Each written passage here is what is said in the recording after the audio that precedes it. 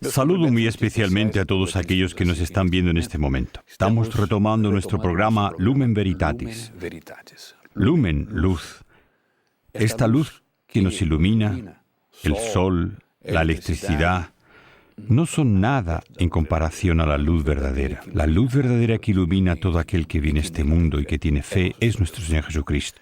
Nuestro Señor Jesucristo es para nosotros el centro de todas nuestras atenciones, de todas nuestras actividades. Debe ser, porque de Él recibimos nuestro ser, de Él recibimos nuestra redención, de Él es que recibimos esta vida sobre la cual estamos tratando a lo largo de todos estos programas Lumen Veritatis.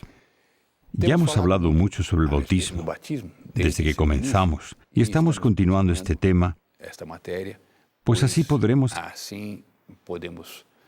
adentrarnos mucho más, profundizar más en lo que nos dice y nos enseña la doctrina católica en este excelente catecismo.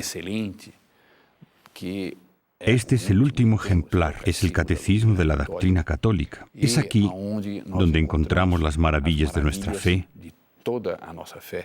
y muy bien expresadas, parte por parte, y bien fundamentadas por una serie de importantes textos citados que van desde la Sagrada Escritura hasta los doctores de la Iglesia, padres de la Iglesia, etc. Estamos tratando de esta maravilla que es el bautismo, porque infelizmente hay muy poca formación en algunos ambientes de hoy en día y aprovechamos esta ocasión de entrar en los hogares y estar en un contacto directo, cara a cara.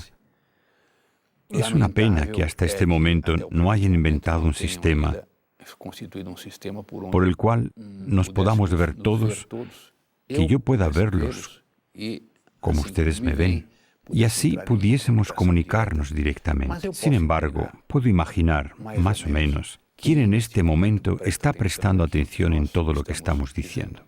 Lo que decimos no viene de nosotros, lo que decimos es pura doctrina católica. Lo que decimos es oriundo del tesoro extraordinario que nuestro Señor Jesucristo dejó en sus revelaciones y luego es trabajado por la Iglesia con mucha sabiduría, con sabiduría divina a lo largo de los siglos. Aquí estamos para retomar esta maravilla, pues yo insisto en decir que el bautismo es una maravilla. Si quien me está viendo aún está bautizado, o quizás alguien de su entorno no está bautizado, siéntase estimulado a llevar esta maravilla para aquellos que aún no la recibieron, o si se trata de usted mismo, nos está viendo, tenga en cuenta la maravilla que va a recibir, que ya está recibiendo, y aproveche la ocasión para irse preparando para recibir este sacramento tan precioso. Santo Tomás nos dice esta verdad y nos enseña que es imposible para una criatura humana, y tampoco sería posible para una criatura angélica, producir esta vida divina. La vida divina es tan superior, la vida divina no es creada, y no es posible a ninguna criatura que haya salido de las manos de Dios, por más excelente que sea, ni siquiera María Santísima, sería posible crear la vida divina. Es imposible. Ella es increable. Es increada. Así, Santo Tomás nos dice: el don de la gracia excede a toda potencia de la naturaleza creada, porque no es otra cosa sino una participación de la naturaleza divina, que es superior a cualquier otra naturaleza. Entonces la vida de la gracia no puede ser creada por nadie, a no ser por el propio Dios.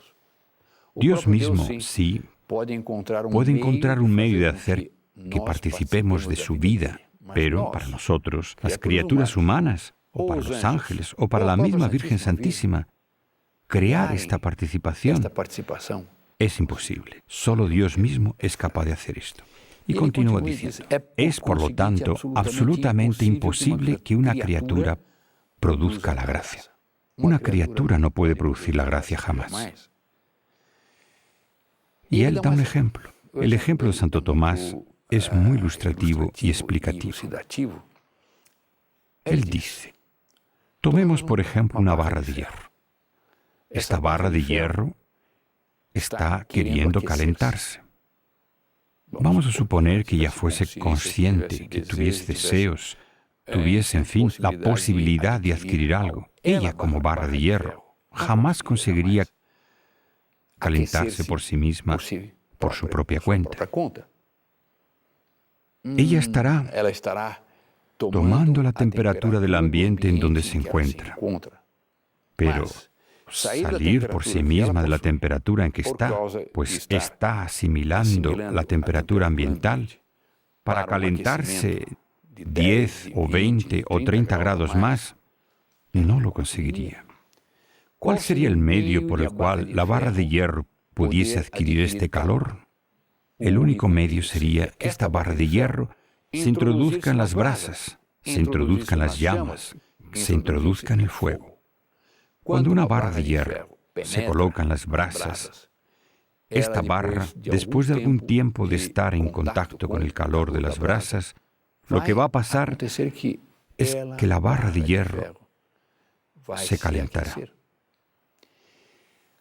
Y, en cierto momento, ¿qué sucederá? La barra de hierro estará incandescente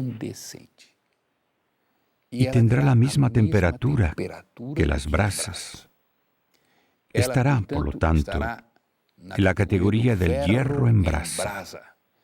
Hierro en brasa es aquel que se pone rojo, del cual algunas veces salen llamaradas de adentro del propio hierro. ¿Por qué? Porque el hierro está incandescente. Tomó las propiedades del fuego. No dejó de ser hierro. Continúa siendo hierro. Sin embargo, pasó a ser fuego, hierro y fuego al mismo tiempo. Dice Santo Tomás: el hierro no puede recibir las propiedades del fuego a no ser que sea introducido en él y en la medida en que se una al fuego. Del mismo modo, solo Dios puede divinizar una criatura admitiéndola a la participación de su naturaleza divina. El hierro no se puede calentar por sí mismo. El hierro, para poder calentarse, tendrá que ser introducido en el fuego. Este es el ejemplo. Esta es la imagen que Santo Tomás utiliza para mostrarnos cómo jamás adquiriríamos la vida divina. Un ángel jamás crearía la vida divina como participación de la naturaleza angélica o de la naturaleza humana en la naturaleza divina. No es posible. Solo Dios mismo es quien consigue realizar esta maravilla. Esta maravilla se llama vida de la gracia, porque la vida de la gracia es la participación de la vida de Dios. Todo lo que estamos diciendo, tengámoslo muy en cuenta. ¿Qué es la vida de la gracia? La vida de la gracia es una participación de la vida divina, pero incoactiva. La vida de la gracia puede compararse a una semilla. Una semilla sembrada en la tierra va a germinar y a desarrollarse. Pero esa semilla contiene desde ya la vida que generará cuando se desarrolle. Así es la vida de la gracia. La vida de la gracia es creada para florecer en la gloria, en la visión beatífica, en la felicidad eterna. Ahora, esta vida de la gracia, como decíamos antes, comienza con el bautismo. Es mediante el bautismo que esa vida se introduce en el alma. Aún tendremos oportunidad de profundizar bien este tema e informarnos más a fondo sobre lo que la doctrina católica explica a este respecto de todas las maravillas del bautismo. Estoy haciendo esta introducción para que comprendamos lo que fue la explosión de gracias cuando la Iglesia Católica nació. La explosión de gracias, el momento en que ella comenzó a administrar el bautismo. La explosión de gracias cuando salieron los apóstoles del cenáculo para predicar por primera vez. Veamos a la Iglesia en esta situación. Ella está, después de la ascensión del Señor, recluida. Ella está en una vida de contemplación, en una vida de oración dentro del cenáculo. En el cenáculo encontraremos nada más y nada menos que a María Santísima. Ella está ahí. Están los apóstoles. ¿Qué días de oración tuvieron siguiendo la orden y la recomendación de nuestro Señor que permanecer ahí? ¿Qué ocasiones de gracias? ¿Qué momentos de convivio? ¿Qué momentos de elevación espiritual? Nosotros mismos, cuando tomamos deliberadamente la decisión de estar en recogimiento, algunas veces en casa, otras en una iglesia, ¿cuántas gracias recibimos? Esa agitación del mundo de hoy, correr para acá, correr para allá, después una separación que algunas veces se da en el hogar, porque el marido tiene que viajar para un canto, la mujer tiene que ir para otro, los hijos quedan.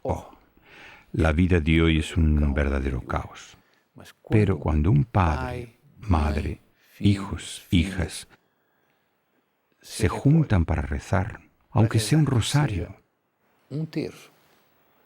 o solo 3 Ave Marías, o para leer un trecho de la Escritura, ¿cómo descienden gracias en ese momento? Esta reunión en familia es una bendición de Dios. Es un momento donde Dios se hace sentir de una forma muy especial. Es que Dios siempre está deseoso de entrar en confabulación, de convivir, de relacionarse, de decirnos algo. Dios siempre está queriendo decirnos alguna cosa desde que sepamos recogernos. Fue de esta manera lo que sucedió con Nuestra Señora, los apóstoles y los discípulos en el cenáculo. Pasaban el día en oración, recogidos. Probablemente Nuestra Señora decía alguna cosa, porque, al fin y al cabo, siendo ella quien era y habiendo vivido 30 años con nuestro Señor, lo que ella aprendió con nuestro Señor es una cosa inimaginable. 30 años de convivio. ¿Cuántas gracias habrá recibido ella a lo largo de esos 30 años? Ella estaba ahí sabiendo que una nueva plenitud de gracias sería derramada sobre ella. El Espíritu Santo descendería sobre ella y sobre todos. Ellos están en esta situación. Un día, 2 días, 3, 9 días, y en cierto momento, un ruido, una ventanilla, lenguas de fuego que descienden primero sobre Nuestra Señora y después se reparten sobre todos los apóstoles. Y estas manifestaciones exteriores eran nada más y nada menos que la realización de una transformación interior. ¿Cuál fue la transformación que tuvieron los apóstoles? Ellos recibieron nada más y nada menos que el abogado, el defensor, el Espíritu Santo. E inmediatamente fueron invitados por la gracia a aceptar, porque esta fue una gracia operante, fue una gracia eficaz, produjo su resultado. Ellos pasaron de pescadores, de hombres rudos, con todas aquellas dificultades que tenían en concentrar su atención en la pasión de nuestro Señor. Todo esto quedó para atrás. Ellos pasaron a tener una vida nueva. ¿Qué vida nueva? Pasaron a tener una vida en la que fueron confiscados por Dios, fueron confirmados en gracia, fueron confirmados en toda la visión real, profunda, verdadera y sobrenatural de todo aquello que nuestro Señor les había enseñado. Ellos estaban llenos del Espíritu Santo, tomados por el Espíritu Santo. ¿Y qué sucedió en esta efusión de dones y gracias? ¿Qué aconteció? Salen del cenáculo y San Pedro comienza a predicar. Y aquí es donde continuamos con nuestro catecismo, porque este dice: a partir del día de Pentecostés, la Iglesia celebró y administró el santo bautismo. Entonces fue a partir de aquí que la Iglesia comienza a administrar el bautismo. ¿Y de qué forma? Es el Espíritu Santo que desciende sobre los apóstoles, sobre Nuestra Señora, sobre los discípulos, y estimula a todos y a cada uno a que se lancen a poner en práctica las recomendaciones de nuestro Señor. Id al mundo entero, predicando la buena nueva y bautizando a todos en el nombre del Padre, del Hijo y del Espíritu Santo. Es lo que está aquí escrito. De hecho, dice el Catecismo, San Pedro declara a la multitud impresionada con su predicación. Palabras de San Pedro, recogidas por San Lucas en los Hechos de los Apóstoles. Arrepentíos y cada uno será bautizado en nombre de Jesucristo para la remisión de vuestros pecados. Entonces recibiréis el don del Espíritu Santo. Esto es una maravilla, porque de hecho nada más y nada menos está dicho aquí que los apóstoles y sus colaboradores ofrecen el bautismo a todos aquellos que creen en Jesús, judíos, temerosos de Dios, paganos. Es lo que nos dicen los Hechos de los Apóstoles. Los que acogieron su palabra fueron bautizados. Y aquel día se les unieron unas 3.000 almas. Entonces, la Iglesia nace con este fervor, con esta explosión de vocaciones. Personas que son llamadas a abandonar enteramente el mundo. Personas que son llamadas a recibir una nueva vida.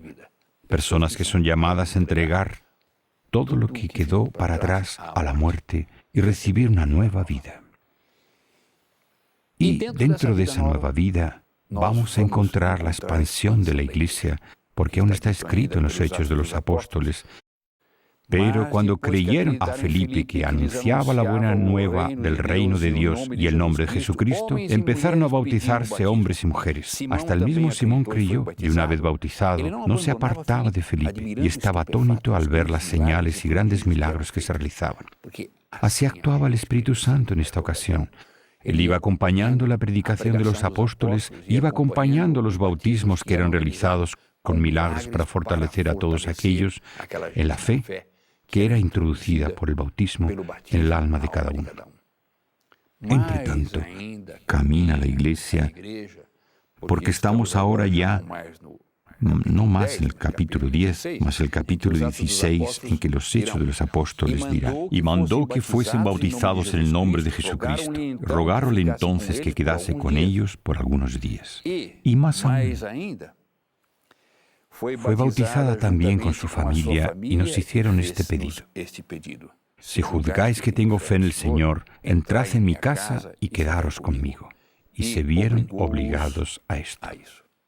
Ahora, vemos que la fe es fundamental para recibir el bautismo.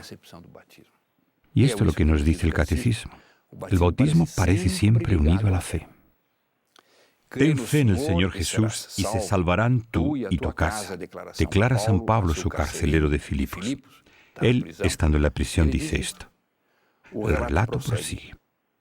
Y inmediatamente recibió el bautismo él y todos los suyos. Fe ex auditur, la fe viene del oído. Es necesario oír la palabra, porque oyendo la palabra, inmediatamente la persona, abriendo el corazón a la fe, porque la fe se introduce en ese momento, está lista para ser bautizada. Palabra y fe. Todavía tenemos el Catecismo descubriéndonos que el bautismo está muy relacionado con la idea de la muerte. De la misma manera que nuestro Señor Jesucristo muere en la cruz para darnos la vida, así también nosotros morimos con Él en el momento que somos bautizados para adquirir la vida y resucitar, por lo tanto, para una vida que no es más la nuestra, sino es otra vida, es la vida de Dios.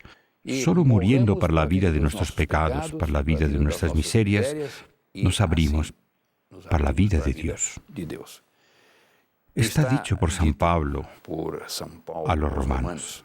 Fueron bautizados en Cristo Jesús, fueron bautizados en su muerte. Fueron, pues, con Él sepultados por el bautismo en la muerte, a fin de que, al igual que Cristo fuese resucitados entre los muertos por medio de la gloria del Padre, así también nosotros vivamos una vida nueva. Entonces, el bautismo, afirmando que está relacionado con la muerte, puede asustar. Bueno, pero entonces, sí, ¿es la muerte de qué? Es la muerte de nuestras miserias, la muerte de nuestros pecados. Porque el bautismo borra todas las culpas. El bautismo borra todas las miserias del pasado. Y no solamente esto, sino que nos introduce en el alma una vida enteramente nueva. Los bautizados, nos dice el Catecismo, se revistieron de Cristo, de un trecho de Gálatas. En efecto, todos los bautizados en Cristo os habéis revestido de Cristo. Por el Espíritu Santo, el bautismo es un baño que purifica, santifica y justifica. Es exactamente lo que dice San Pablo a los Corintios. Por lo menos uno de vosotros habéis sido eso. Pero fuisteis lavados, fuisteis santificados, fuisteis justificados en nombre del Señor Jesús y por el Espíritu de nuestro Dios. Diz ele ainda, em só Espírito fomos batizados todos nós para formar só corpo, judeus ou gregos, escravos ou livres, e todos fomos impregnados do mesmo Espírito. Ora, somos membros de uma mesma família. Nós deixamos as nossas origens para pertencer a uma outra origem. Deixamos uma origem temporal para pertencer a uma origem eterna, que é a origem de Deus. E passamos a pertencer a esta família magnífica que é constituída pelo Pai, pelo Filho e pelo Espírito Santo. Nós passamos, portanto, a participar da família divina e somos todos irmãos. É daí que eu posso me dirigir a cada a cada uma que me assiste e dizer meu irmão, minha irmã. Por quê? Porque estamos pertencendo, a partir do momento de nosso batismo, à mesma família, a família divina. E é com esta alegria que nós conduzimos este programa. Porque entrando no seu lar, entrando em comunicação com sua pessoa, eu estou entrando num lar que me pertence, porque tudo é de Deus. O seu lar é de Deus, todos que me assistem são de Deus, eu sou de Deus, nós somos todos irmãos e os lugares onde eu vivo pertencem a todos. Se algum dia quiserem vir me visitar, as portas estão abertas. Por quê? Somos da mesma família. Temos praticamente um mesmo sangue. Qual é esse sangue? É nada mais nada menos do que a vida de Deus. Participais vós da vida de Deus. Participo eu da vida de Deus. Até o momento em que todos nós estejamos eternamente juntos, nos admirando e em torno da adoração ao nosso Pai comum, que é Deus.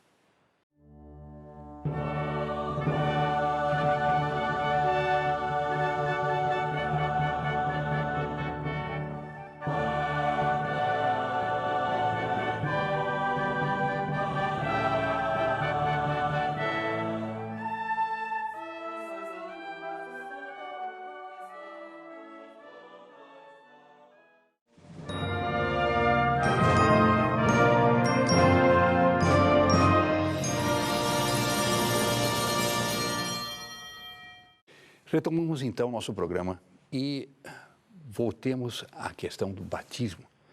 Vimos o quanto a água está correlacionada com o batismo e vimos o batismo dentro da igreja, o batismo de nosso Senhor Jesus Cristo e vimos até este ponto do catecismo, em que o catecismo nos diz: o batismo é, pois, um banho de água no qual a semente incorruptível da palavra de Deus produz seu efeito vivificante.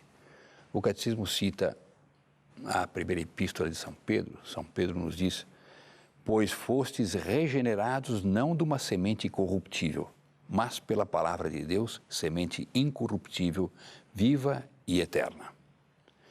E ainda São Paulo, em Efésios, diz: para santificá-la, purificando-a pela água do batismo com a palavra. Essa relação entre palavra e batismo é uma relação muito importante e nós devemos fixá-la neste momento, uma vez que o próprio catecismo está citando a primeira epístola de São Pedro e nos fala de uma semente incorruptível, palavra de Deus. Palavra de Deus, semente incorruptível. É muito curioso porque a semente, para poder germinar, é preciso que ela morra. Ora, a palavra de Deus, quando entra em nosso interior, por nossos ouvidos, não é que ela morra, ela não morre, ela, pelo contrário, ela nos traz a vida. Esta palavra de Deus, uma vez vivificada pela fé, ela desabrocha, mas sem morrer.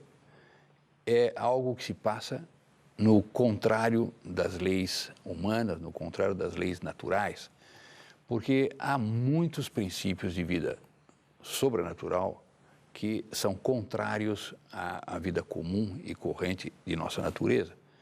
Por exemplo, quando eu tenho fome, eu me alimento e sacio a minha fome.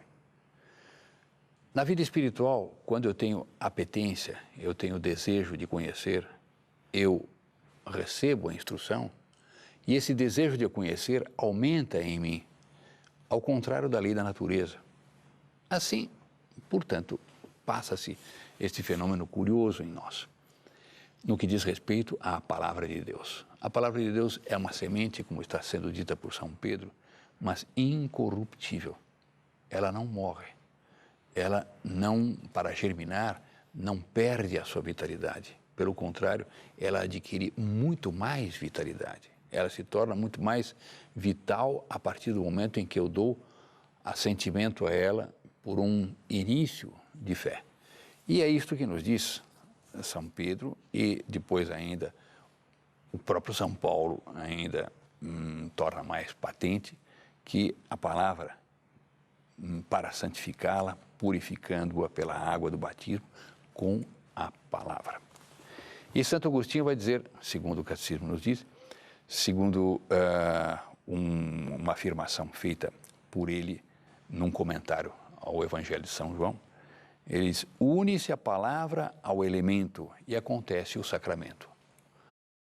O sacramento é um sinal sensível da graça. E, nesse sinal sensível, nós temos, no que diz respeito ao batismo, a composição da palavra e da matéria, que é a água. A água e a forma, a água e a palavra produzem esta vida sobrenatural, introduzem esta vida sobrenatural na pessoa. E nós vamos agora passar para um outro elemento. Vamos passar para um ponto de muita importância, que é todo o cerimonial da celebração do batismo. O batismo, para ser celebrado, passa por uma série de fases e de ritos que devem ser observados. O nosso catecismo da Igreja Católica, nosso catecismo riquíssimo, cheio de citações, cheio de formulações, é o mais rico catecismo que a Igreja tenha produzido ao longo da história. E ele nos diz o seguinte: o significado e a graça do sacramento do batismo aparecem com clareza nos ritos de sua celebração. Foi ao longo dos séculos que a Igreja foi estudando o ritual do batismo e adaptando a aquelas circunstâncias. E daí surgiu todo um ritual que tem significado do começo ao fim, em todos os seus gestos, em todas as suas palavras, em todos os seus atos. E esta simbologia é muito importante e, portanto, o próprio ritual do batismo, assim concebido pela Igreja, é importante que seja observado, porque tudo nele tem seu significado. Em Deus, tudo tem uma substância eterna, uma substância onipotente, uma substância omnisciente. Ele é omnisciente, omnipotente, ele é onipresente, ele está em todas as partes.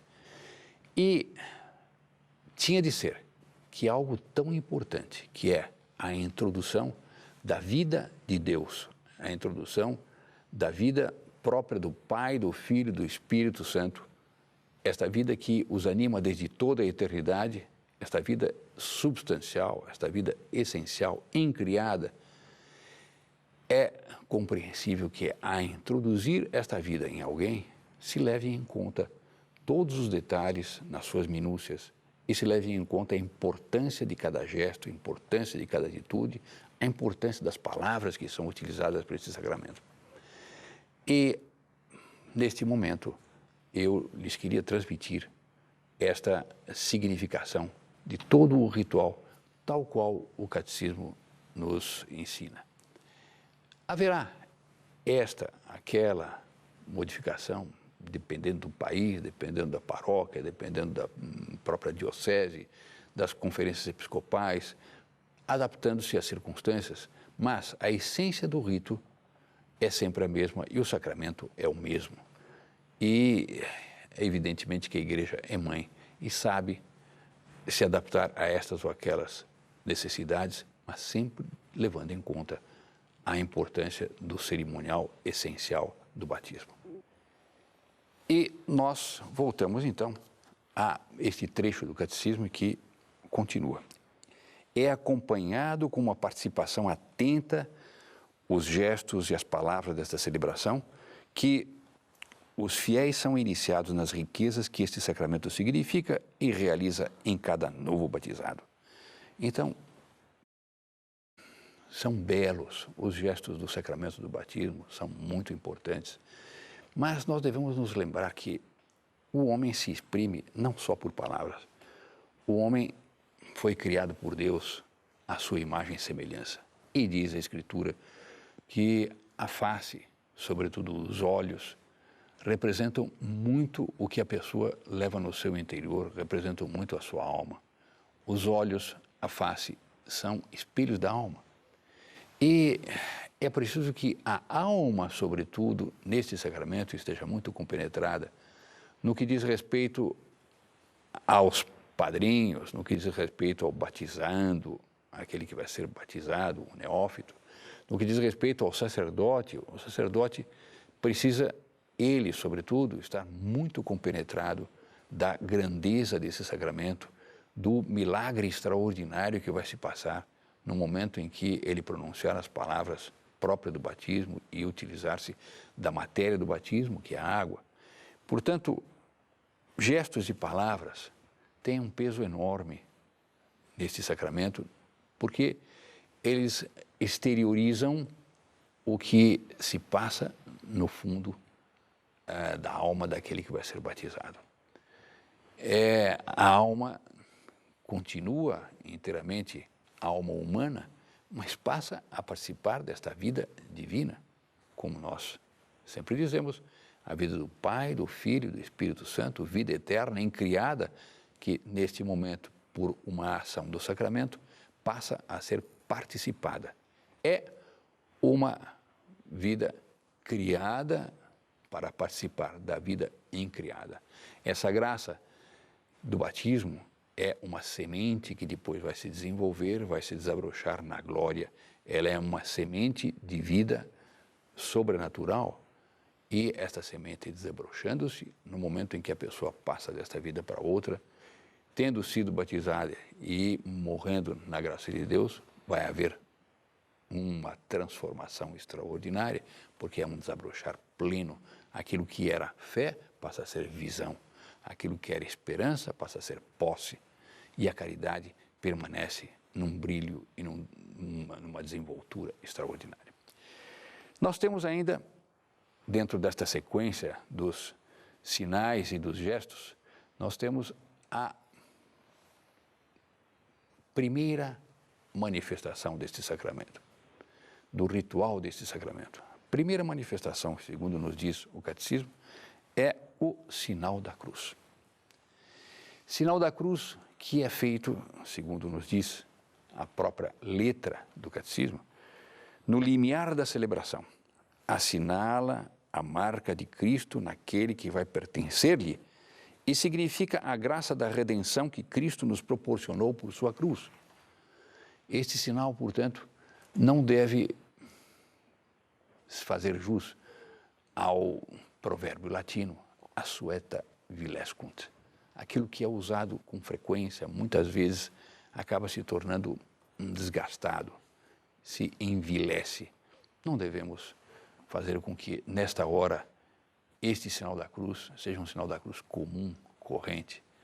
Não, ele deve ser um sinal da cruz muito bem traçado, com compenetração, com seriedade, com uma ideia clara da grandeza deste sinal.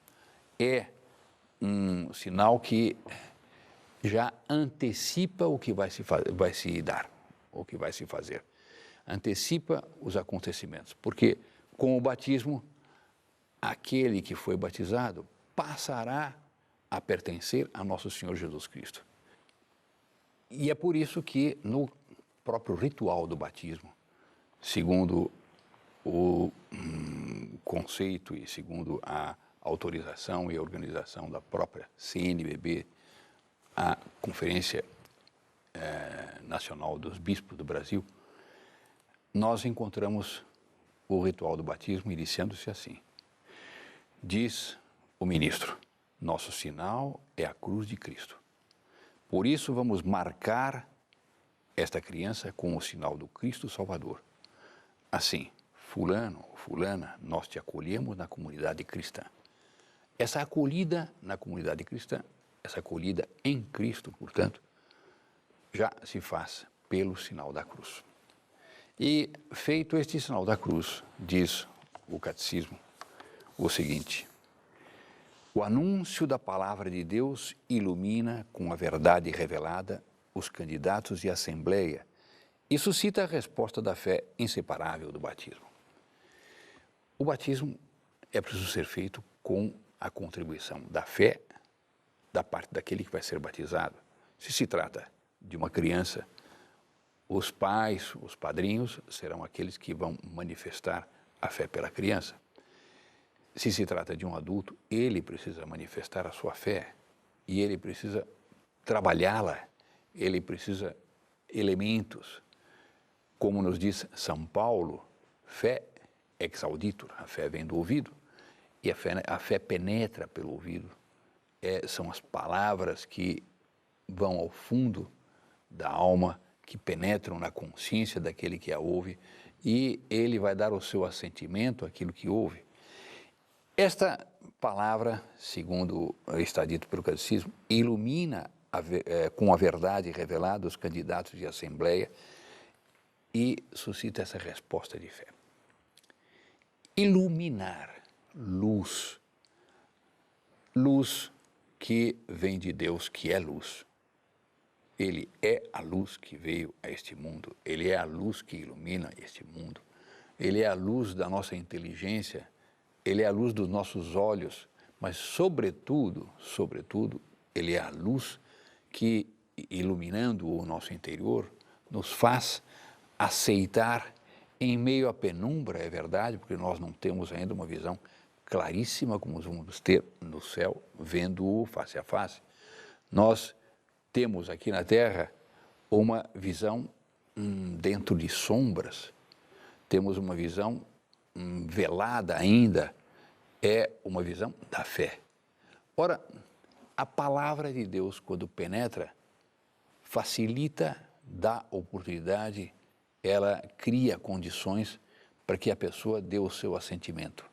E já começa o Espírito Santo a trabalhar, porque esta adesão da alma em relação ao que é revelado vem de uma ação da própria pessoa, mas conduzida, alimentada, fortalecida, induzida, estimulada pela ação do Espírito Santo. E, portanto, é preciso que haja o anúncio da palavra.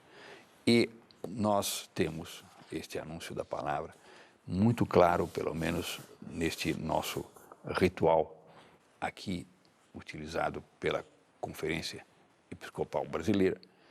E vem primeiro uma leitura daqueles trechos da revelação das Sagradas Escrituras e vem uma homilia. É muito útil esta homilia, porque as pessoas nesta hora estão sendo trabalhadas pelo Espírito Santo para aceitar as palavras que vão ser ditas. Por isso, é indispensável que o ministro se prepare, que o ministro tenha uma noção bem clara a respeito de tudo aquilo que vai se passar e o ministro tenha visto um pouco antes as leituras que vão ser feitas, pense nelas e deixe ele mesmo, ministro, que o Espírito Santo trabalhe a alma dele.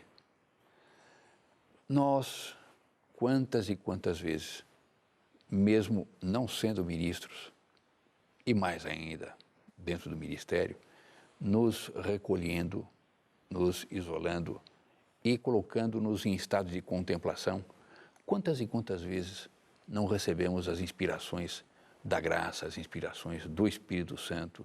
Nossa Senhora mesmo intercede por nós e obtém de nosso Senhor Jesus Cristo graças especialíssimas.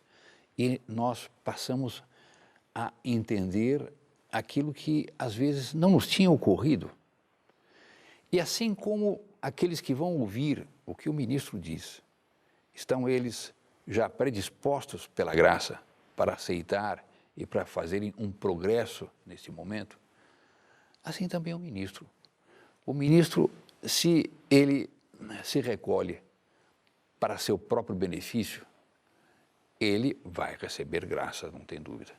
Mas se ele se recolhe com vistas a fazer bem aos outros, os anjos da guarda de todos os outros, de cada um, de cada uma, vão estar atuando sobre ele e intercedendo por ele e ajudando-o para que ele encontre as palavras exatas que vão fazer bem àqueles que estão ali naquele momento na presença do ministro para assistirem àquele sacramento.